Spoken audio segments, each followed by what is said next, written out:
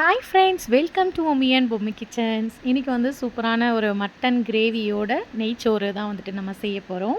அந்த ரெசிபிக்கான வீடியோ தான் இப்போ நீங்கள் பார்த்துட்டு இருக்கிறது. கொஞ்சம் குயிக்காக வந்துட்டு செய்யணும் அப்படின்னு சொல்லிட்டு அவசரமாக வந்துட்டு வெங்காயம், தக்காளி எல்லாமே வந்து நறுக்கிட்டுருக்கேன். பச்சை மிளகா, புதினா எல்லாமே எடுத்து வச்சுருக்கேன். அப்புறமா நீங்கள் எப்படி இருக்கீங்க? வீட்டில் இருக்கிறவங்களாம் எப்படி இருக்காங்க?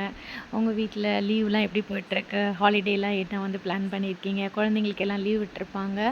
ஸோ எங்கே போகலாம் அப்படின்னு நினச்சிருக்கீங்க? சொல்லுங்கள் கமெண்ட்.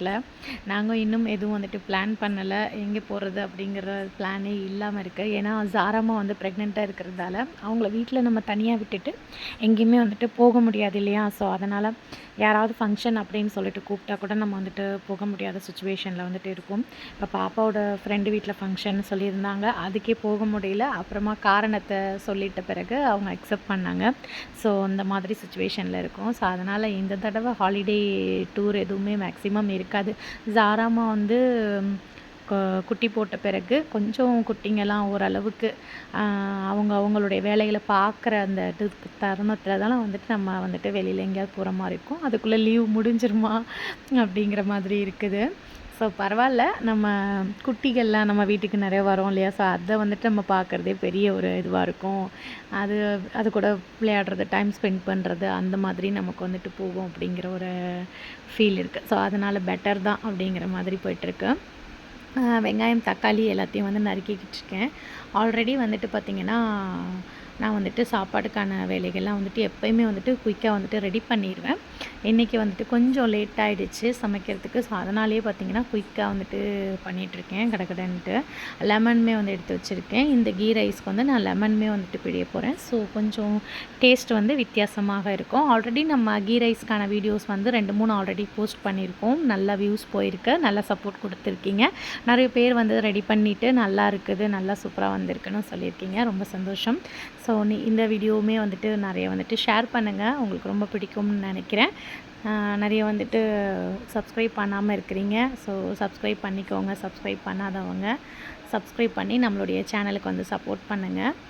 கீ ரைஸ்க்கு போடுறதுக்கு வந்துட்டு பெருஞ்சீரகம், அதுக்கப்புறம் வந்துட்டு பட்டை, கிராம்பு, ஏலக்காய் எல்லாம் எடுத்து வச்சுருக்கு. அதுக்கப்புறம் வெங்காயம், பச்சை மிளகாய் கீரி எடுத்து வச்சாச்சு. அரை லெமன் எடுத்து வச்சுருக்கேன். தக்காளியுமே வந்துட்டு நறுக்கி எடுத்து வச்சுருக்கோம். புதினாவையும் மல்லியும் நல்லா வந்துட்டு ஆஞ்சி எடுத்துகிட்டு நல்லா அலசி எடுத்தாச்சு, மண் இல்லாமல். இஞ்சி பூண்டு பேஸ்ட்டு ஃப்ரெஷ்ஷாக வந்துட்டு அரைச்சி எடுத்து வச்சாச்சு. இப்போது ஒரு ஆள் வந்துட்டு வேலை முடிஞ்சிருச்சு. நம்ம வந்துட்டு இப்போ சமைக்க போக வேண்டியது தான் பாக்கி. இப்போ பார்த்திங்கன்னா ஃபஸ்ட்டு எடுத்தோடனே நம்ம வந்துட்டு வைக்கிறது ஸ்டவ்வில் குக்கரை வைக்க போகிறோம். குக்கரை வச்சுட்டு நம்ம ஒர்க்கை வந்துட்டு ஸ்டார்ட் பண்ண போகிறோம். குக்கர் நல்லா ஹீட்டான உடனே பார்த்திங்கன்னா எண்ணெயை விட்டுட்டு நம்ம எடுத்து வச்சுருந்த பட்டை, கிராம்பு, ஏலக்காய் அது எல்லாத்தையும் வந்துட்டு நம்ம போடணும். இப்போ எண்ணெய்க்கும் அதுக்கப்புறமா கொஞ்சம் கீயுமே வந்துட்டு சேர்த்துக்கலாம். நல்ல ஒரு டேஸ்ட்டாக இருக்கும் இதில் நம்ம சேர்க்கும் பொழுது. நார்மலாக நம்ம வெறும் எண்ணெய் மட்டும் சேர்க்குறத விட இந்த மாதிரி கீயும் சேர்த்து செஞ்சோம்னா நல்லாயிருக்கும். நான் லாஸ்ட் ஸ்டவ்வில் வச்சுருந்தேன், கேமரா ஃபோக்கஸ்க்கு கரெக்டாக இல்லை. ஸோ அதனால் எடுத்து மறுபடியும் வந்துட்டு ஃப்ரண்ட்டில் இருக்கக்கூடிய அந்த ஸ்டவ்வுக்கு வந்து மாற்றிட்டேன். இப்போ கரெக்டாக வந்துட்டு ஃபோக்கஸ் ஆகுது. நம்ம வந்துட்டு வீடியோ பிடிக்கிறது பெரிய விஷயம். இதில் வர நம்மளுக்கு வந்துட்டு இது செய்கிறாங்க, அது செய்கிறாங்க அப்படிங்கிற மாதிரியான கமெண்ட்ஸ் வேறு இருக்குது. இப்போ நம்ம ஒரு சமையல் செய்கிறோம் அப்படின்னா நார்மலாக செய்யும் பொழுது ஒன்றும் ப்ராப்ளம் இல்லை, எப்படி வேணாலும் செஞ்சிடலாம். இப்போ நம்ம வந்து தெரிகிற மாதிரி ஒருத்தவங்களுக்கு போஸ்ட் கொடுக்கணும் அப்படின்னும் பொழுது அதில் நிறைய பார்த்து அவங்களுக்கு பிடிச்ச மாதிரி இருக்கணும். தேவையில்லாத கிளிப்ஸ் எதுவும் உள்ளே வந்துடக்கூடாது. நிறைய எடிட்டிங்ஸு அந்த மாதிரி நிறைய விஷயம் இருக்குது. தெளிவாக இருக்கணும்னு சொல்லிட்டு பார்த்து நம்ம செய்வோம். ஆனால் அதில் பெரும்பாலானவங்களுக்கு வந்து அதை பற்றின விளக்கம் புரியாமல் வந்துட்டு ஈஸியாக வந்துட்டு நினைக்கிறாங்க, நம்ம வீடியோ போடுறோம் என்ன அப்படி, அவங்களுக்கு என்ன வீடியோ போட்டு காசு சம்பாதிக்கிறாங்க அப்படின்னு சொல்லிட்டு. அதில் இருக்கக்கூடிய பெயின் என்னங்கிறது ஒரு கிரியேட்டருக்கு தான் தெரியும், அதாவது யூடியூபருக்கு தான் வந்து தெரியும். அசால்ட்டாக வந்து சொல்லிட்டு போயிடுவாங்க. அதில் இருக்கக்கூடிய பாடு என்ன, எவ்வளோ எடிட்டிங்கு, பின்னாடி யாரும் பேசிட்டாங்கன்னா அதில் இருக்கக்கூடிய தலைவலி எல்லாமே. ஸோ யூடியூபர் பார்த்துட்ருக்கீங்கன்னா உங்களுக்கு அந்த கொடுமைகள்லாம் என்னன்றது தெரியும். இப்போ பட்டை, கிராம்பு, ஏலக்காய் நல்லா வதங்கிட்ட உடனே நான் நறுக்கி வச்சுருந்த வெங்காயத்தையும் வந்து சேர்த்து நல்லா வதக்கிக்கிறேன். இது கூடவே வந்து தக்காளியும் வந்துட்டு சேர்த்துக்க போகிறேன். தக்காளியை சேர்த்துட்டு அதுக்கப்புறமா நம்ம பச்சை மிளகா, அப்புறமா வந்துட்டு லெமன், இதெல்லாமே 1 பை 1 சேர்க்கணும். இதில் எது வேணாலும் முன்ன பின்ன சேர்த்துக்கலாம். வெங்காயத்தை மட்டும் ஃபர்ஸ்ட் ஆஃப் ஆல் நம்ம சேர்த்துடணும். அதுக்கப்புறமா நம்ம எப்படினாலும் வந்துட்டு செஞ்சுக்கலாம், ப்ராப்ளம் இல்லை. இப்போ நல்லா வந்துட்டு வதக்கி கொடுக்க வேண்டியதான். நெய்யோடைய அந்த மனம் பார்த்திங்கன்னா சூப்பராக அருமையாக வந்துட்டு மணக்க ஆரம்பிக்கும். நெய் நம்ம சேர்த்து பண்ணும்பொழுது அந்த கீ ரைஸ்க்கான அந்த டேஸ்ட்டு பார்த்திங்கன்னா வேறு லெவலில் இருக்கும். நார்மலான புலாவ் நம்ம பண்ணாலுமே அந்த கீ கொஞ்சம் சேர்த்துக்கிட்டோம் அப்படின்னா நல்ல ஒரு டேஸ்ட்டாக இருக்கும். சாப்பிடும்பொழுது நல்லா சும்மா நழுவிக்கிட்டு போவோம் உள்ளே அப்படி சொல்லலாம். நெய்யை நம்ம போடுறதால நல்லா அப்படியே சூப்பராக வந்து நழுவிக்கிட்டு போவோம். இப்போ வெங்காயம், தக்காளி நல்லா வந்துட்டு குக் ஆயிடுச்சு. இப்போ வந்து நம்ம நறுக்கி வச்சுருக்கக்கூடிய பச்சை மிளகாய்களை சேர்த்துக்கிறோம். இப்போ வந்துட்டு இதில் வந்துட்டு நம்ம குழம்பு மிளகாய் தூளோ அல்லது தனி மிளகாய் தூளோ எதுவுமே நம்ம சேர்க்க போதில்லை. வெறும் பச்சை மிளகாய் தான். என்னடா அது இவ்வளோ பச்சை மிளகாய் போடுறாங்களே அப்படின்னு நினைக்காதீங்க. வெறும் 2-3 கிளாஸ்க்கான அரிசிக்கானது. இப்போ வந்து நம்ம காரத்துக்கு வெறும் பச்சை மிளகா மட்டும்தான் சேர்த்துருக்கோம். நல்லா ஒயிட்டில் சூப்பராக கீ ரைஸ் வந்துட்டு நமக்கு ரெடி ஆகிடும். இதுக்கப்புறம் வந்து இஞ்சி பூண்டு பேஸ்ட் நம்ம அரைச்சி வச்சுருந்தோம் இல்லைங்களா, அதையும் வந்துட்டு நம்ம சேர்த்துக்கிற வேண்டியது தான். நமக்கு கலர்ஃபுல்லாக வேணும் அப்படின்னு நினச்சா நம்ம கொஞ்சம் போல் தனி மிளகாய் தூள் வந்துட்டு ஆட் பண்ணிவிட்டு பச்சை மிளகாய்களை ஒரு 4 கம்மி பண்ணிக்கலாம். 2 பச்சை மிளகாய் போட்டுட்டு ஒரு ஸ்பூன் தனி மிளகாத்தூள் யூஸ் பண்ணிக்கலாம், காரத்துக்கு தகுந்த மாதிரி. ரொம்ப காரம் இருக்கக்கூடாது. அதாவது கீ ரைஸ் பொறுத்த வரைக்கும் காரமே இருக்கக்கூடாது, சப்புன்னு இருக்கும். டேஸ்ட் வந்து சூப்பராக இருக்கும். இதுக்கு தான் அடிஷ்னலாக நம்ம கிரேவி, அதாவது சிக்கனோ மட்டனோ ஃபிஷ்ஷோ அந்த மாதிரி நம்ம எடுத்துக்கிடுவோம். அதில் கொஞ்சம் நல்லா சுருக்குன்னு காரத்தை வச்சுட்டு நம்ம கீ ரைஸில் வந்துட்டு காரத்தை வந்து குறைச்சிருவோம். இப்போ அதெல்லாம் வதங்கட்டோன்னு சொல்லிவிட்டு அரிசி வந்துட்டு போடுறதுக்கு வந்துட்டேன். எத்தனை கிளாஸ் அரிசி போட்டேன்றதை எனக்கே மறந்துருச்சு. வீடியோ ரெக்கார்டிங்க்கு அப்புறமா தான் நான் வாய்ஸ் நோட் கொடுத்துட்டு இருக்கேன். ஸோ இதை கால்குலேட் பண்ணும்போது தான் எனக்கே தெரியுது, கிட்டத்தட்ட வந்துட்டு 4 கிளாஸ்க்கு மேலே போட்டிருக்கேன்னு நினைக்கிறேன் ரைஸு. 3 கிளாஸ் அரிசி போட்டிருக்கேன். ரைட்டு, 3 கிளாஸ்க்கு வந்துட்டு 6 கிளாஸ் தண்ணி நம்ம விடணும் கரெக்டாக. 1 கிளாஸ்க்கு 2 கப்பு தண்ணி, அந்த அளவுக்கு தான் கணக்கு நமக்கு, சரிங்களா? அப்படி விட்டிங்கன்னா நல்லா சூப்பராக வந்துட்டு உதிரியாக வந்து சாதம் கிடச்சிரும். தேவையான அளவுக்கு கல்லுப்பு சேர்த்துக்கிட்டு நல்லா வந்துட்டு வதக்கி கொடுத்துக்கலாம். மசாலா பார்த்திங்கன்னா ரொம்ப கம்மி தான், ரொம்ப கம்மி தான். என்ன இவ்வளோண்டு மசாலாவுக்கு 3 கிளாஸ் வந்து தண்ணி ஊற்றுறீங்க அப்படின்னு நினைப்பீங்க. 3 கிளாஸ் வந்து அரிசி போடுறீங்கன்னு நினைப்பீங்க. அவ்வளோதாங்க, மசாலாவே அவ்வளோதான். நெய்ச்சோறுக்கு வந்துட்டு மசாலா வந்து அதிகமாக நம்ம சேர்க்கக்கூடாது. பிரியாணிக்கு சேர்க்குற மாதிரி நம்ம சேர்க்கக்கூடாது. இப்படி செஞ்சால் தான் நல்லாயிருக்கும். ரொம்ப கம்மி, 2 வெங்காயம் 2 தக்காளி அப்படி எடுத்துக்கிட்டாலே போதுமானது. பெருசு சின்னதாக இருந்துச்சுன்னா ஒரு 3 எடுத்துக்கலாம், அவ்வளோதான். அதுக்கு மேலே நம்ம அதிகமாக சேர்க்கணுன்ற அவசியம் இல்லை. ஸோ இப்போ வந்துட்டு நம்ம அரிசி நல்லா கழுவிட்டு அது ஒரு 2 நிமிஷம் அப்படியே ஊறிட்டோம். அப்போவே நம்ம வந்துட்டு எடுத்துக்கலாம், கரெக்டாகவே இருக்கும் நமக்கு. அது நம்ம குக்கரில் வந்துட்டு போடுறதால வந்து ரொம்ப ஊற வைக்கணுன்ற அவசியம்லாம் கிடையாது. நார்மல் ரைஸ் தான் நம்ம யூஸ் பண்ணுறோம். உங்களுக்கு தேவைன்னா பாஸ்மதி ரைஸ்மே வந்துட்டு ஆட் பண்ணிக்கலாம், ப்ராப்ளம் இல்லை. ஸோ இப்போ வந்துட்டு இதையும் வந்துட்டு சேர்த்து நம்ம வந்துட்டு இதில் வச்சிடுறோம். நார்மல் ரைஸ்க்கு எப்படி நம்ம பதம் வைக்கிறோமோ அதே போல் தான் பாஸ்மதி ரைஸ்க்குமே நம்ம பதம் வைக்கணும். ஏன்னா ஒரு 1/2 கப்பு தண்ணி மட்டும் நம்ம குறைச்சி வச்சுக்கலாம், நல்லா உதிரியாக வரணும் அப்படிங்கிறதால வேண்டி. இப்போ அரிசி எல்லாத்தையும் சேர்த்தாச்சு. நம்ம இதே பாத்திரத்தில் வந்துட்டு தண்ணியுமே வந்து அளந்து எடுத்து அப்படியே வந்துட்டு இதில் ஊற்ற வேண்டியது தான். இப்போ பாருங்கள், 3 கப்புக்கு 6 கப்பு தண்ணி மொத்தமாக நான் வந்து அளந்து எடுத்துக்கிட்டேன். இப்போ அது அப்படியே வந்துட்டு சேர்த்தாச்சு. 2 விசிலில் கமக்க வந்துட்டு நமக்கு நெய் சாதம் வந்து ரெடி ஆகிடும். ரொம்ப சூப்பர், ரொம்ப ஈஸி. எனக்கு ஒர்க்கு மிச்சமாகணும் அப்படின்னும் பொழுதும் அவசரமாக குக் பண்ணணும், ஹெல்த் இஷ்யூஸ் இருந்தாலுமே பார்த்திங்கன்னா இம்மீடியட்டாக நான் வந்துட்டு பிளான் பண்ணுறது கீ ரைஸ் தான். டக்குன்னு வந்து எனக்கு ஒர்க்கு முடிஞ்சிடும். கிரேவியோ ஏதாச்சும் ஒன்று டக்குன்னு முட்டை கிரேவி பண்ணனா கூட அது தொட்டு சாப்பிட்றதுக்கு ரொம்ப நல்லாயிருக்கும். அவ்வளோதான், விசில் போட்டாச்சு. இப்போ சாப்பாடு வேலை ஓவர். இப்போ நம்ம கிரேவி ரெடி பண்ணுறதுக்காக குட்டி இதை எடுத்துக்கலாம், குக்கரு. இப்போ வந்து கிரேவிக்கு வந்து நான் சிக்கன் எடுத்திருக்கேன். ஆக்சுவலாக மட்டன் தான் பிளான் பண்ணியிருந்தேன். அதுக்கப்புறமா பசங்க வந்து மாற்றி விட்டுட்டாங்க, சிக்கன் பண்ணுங்க அப்படின்னு சொல்லிட்டு. ஸோ அப்புறம் வந்துட்டு நான் சிக்கனை எடுத்தாச்சு. இப்போ வந்துட்டு மட்டனை தூக்கி ஃப்ரிட்ஜில் அடிச்சாச்சு, நாளைக்கு பார்த்துக்கலான்ட்டு. சிக்கன் கிரேவிக்காக சிக்கனை நல்லா அலசி எடுத்துக்கிட்டாச்சு. இது கூட வந்துட்டு எண்ணெயை விட்டுடுறோம். இப்போ எண்ணெய் நல்லா காஞ்சி வந்ததும் எப்பயும் போல் ஆஸ் யூஷுவல் நம்ம மணத்துக்கு யூஸ் பண்ணுறது என்ன, பட்டை, கிராம்பு, ஏலக்காய், இது எல்லாத்தையும் நம்ம போடுவோம். கிரேவி, குழம்பு, கறி அப்படின்னாலே பட்டை, கிராம்பு, ஏலக்காய் இல்லாமல் வந்துட்டு மணக்குமா? கண்டிப்பாக வந்து மணக்காது. ஸோ அது இருந்தால் தான் அது நல்லாயிருக்கும். நல்லா பொரிஞ்சு வந்ததும் இது கூட வந்துட்டு நம்ம காஞ்ச மிளகாய் சேர்த்துக்கிறோம். இது நல்லா கொஞ்சம் டிஃப்ரெண்ட்டான ஒரு கிரேவி, நல்லா சூப்பராக இருக்கும். காஞ்ச மிளகாவை சேர்த்து வைக்கும்போது இன்னும் வாசனை செம்மையாக இருக்கும். இதுலேயே வந்துட்டு கருவேப்பிலை இலைகளையுமே போட்டுறோம். அந்த எண்ணெயிலேயே பொரிய விடும்பொழுது அந்த கருவேப்பிலையினோட மனம் வந்து வேறு லெவலில் இருக்கும்.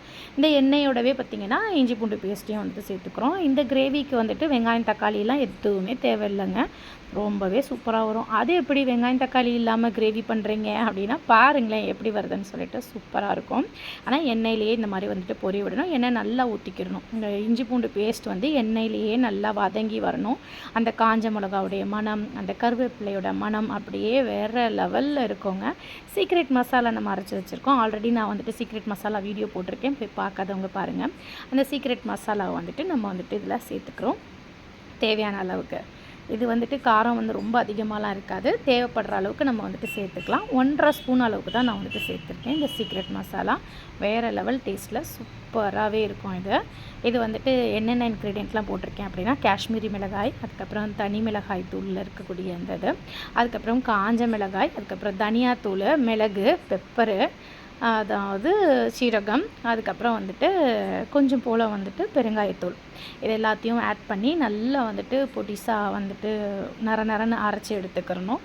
அதை அப்படியே தூக்கி நம்ம ஏர்டைட் பாக்ஸில் போட்டு வச்சிட்டோம் அப்படின்னா சீக்ரெட் மசாலா ரெடி ஆகிடும். அவ்வளோதான், ரொம்ப ஈஸியான ஒரு விஷயம், டக்குன்னு வந்து செஞ்சிடலாம். இது எல்லாத்தையும் நம்ம நல்லா வறுத்து அரைச்சிக்கணும், அப்போ தான் அது நல்லாயிருக்கும், ரொம்ப நாள் கெட்டு போகாமல்.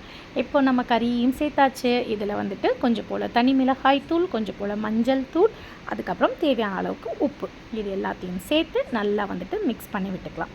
பாருங்கள், நல்லா வந்துட்டு மிக்ஸ் பண்ணியாச்சு. இது வந்து ட்ரையாக அப்படியே கிரேவி பதத்துக்கு சூப்பராக வந்துட்டு இருக்கும். ரொம்ப வந்துட்டு குழம்பு மாதிரி ஊற்றி சாப்பிட்ற மாதிரி இருக்காது, தொட்டு சாப்பிட்றதுக்கு தான் நம்ம வந்துட்டு கிரேவி வந்து ரெடி பண்ணுறோம். ஸோ அதனால் இந்த கீ ரைஸ்க்கு இது அட்டகாசமாக இருக்கும், ரொம்பவே நல்லாயிருக்கும்.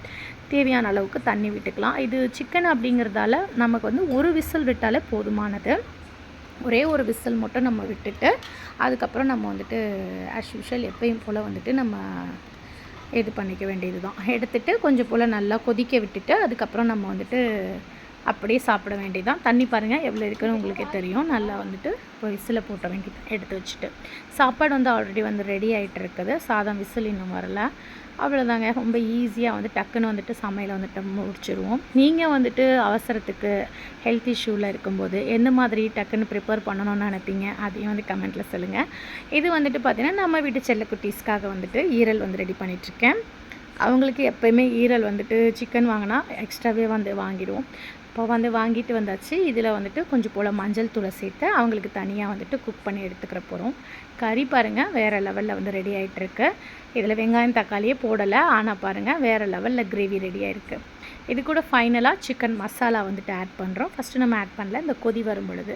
அதுக்கப்புறம் கொஞ்சம் போல் தட்டி வச்சுருக்கக்கூடிய மிளகு நான் வந்துட்டு தட்டி எடுத்திருக்கேன். இது பவுடர் கிடையாது, தட்டினது, ஒன்றுக்கும் பாதிக்குமா வந்து தட்டினது. அந்த மிளகு சேர்க்கும்போது தான் இன்னும் நல்லா ருசி சூப்பராக இருக்கும். அந்த மிளகுனுடைய சாரெல்லாம் இறங்கி சாப்பிடும்போது வேறு லெவலில் இருக்குங்க. இப்போ பாருங்கள் நல்லா கொதி வருதுங்களா. இப்போ இதை நல்லா கொதிக்க விட்டுட்டு அதுக்கப்புறம் நம்ம ஆஃப் பண்ண வேண்டியது தான். மசாலாவுடைய வாசனை கமன்னு வீசும் வீடு ஃபுல்லாக, வேறு லெவல். இதுக்கு மேலே கருவேப்பிலையும் அப்படியே கொத்தமல்லியையும் தூவி அப்படியே ஆஃப் பண்ண வேண்டியது தான். அருமையான சிக்கன் கிரேவி வெங்காயம் தக்காளி எதுவுமே இல்லாமல் ரெடி ஆயிடுச்சு பாருங்கள்.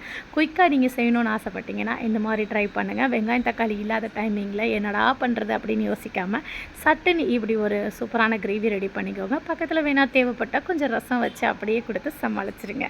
வேறு லெவல் டேஸ்ட்டில் இருக்குங்க. வெறும் கிரேவியை மட்டும் சுட சுட சாதத்தில் போட்டு சாப்பிட்டோம்னா ஆஹா சூப்பராக இருக்கும். என் பையனுக்கு வந்து பசி வந்துருச்சு, எனக்கு சாப்பாடு வச்சு கொடுங்கன்னு கேட்க ஆரம்பிச்சிட்டான்.